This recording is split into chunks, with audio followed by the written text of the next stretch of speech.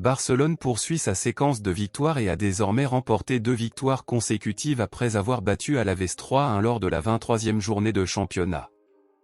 Barcelone a mal commencé le match et était sous pression comme à chaque match, cependant, bientôt les joueurs de l'équipe blaugrana ont commencé à bien s'entendre et par conséquent le match s'est amélioré pour le club catalan.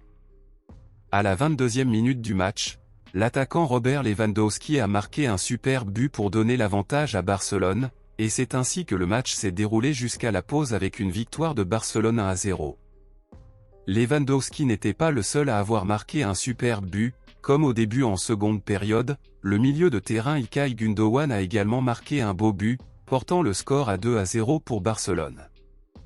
Malheureusement Barcelone a concédé un but de l'adversaire, mais pour notre plus grande joie, l'attaquant Vitor Roque, notre Tigrino, est entré en seconde période et dès son entrée, il a de nouveau trouvé le fond des filets, marquant son deuxième but pour Barcelone et assurant une victoire 3-1 pour le club catalan.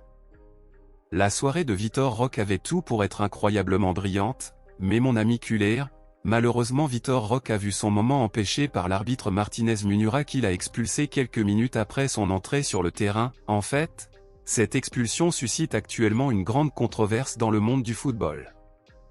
Malgré la victoire, un joueur n'aurait pas été très content, et il convient de souligner que ce n'est pas pour l'instant qu'il n'a pas plu à une grande partie des supporters barcelonais.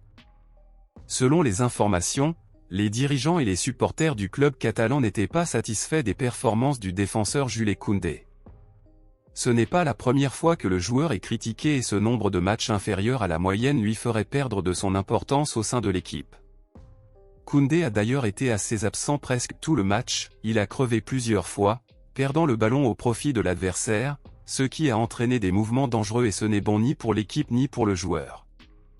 Il est déjà clair que les performances de Koundé ont déjà considérablement diminué, même s'il est l'un des meilleurs défenseurs de Barcelone et l'un des joueurs les plus précieux de l'équipe en termes de valeur marchande, malheureusement, il n'est plus le même qu'avant et son avenir à Barcelone finit par devenir incertain.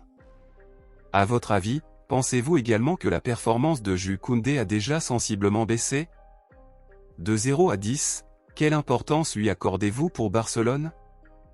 Dites-le moi ici et je lirai votre commentaire, je vous verrai dans la prochaine vidéo.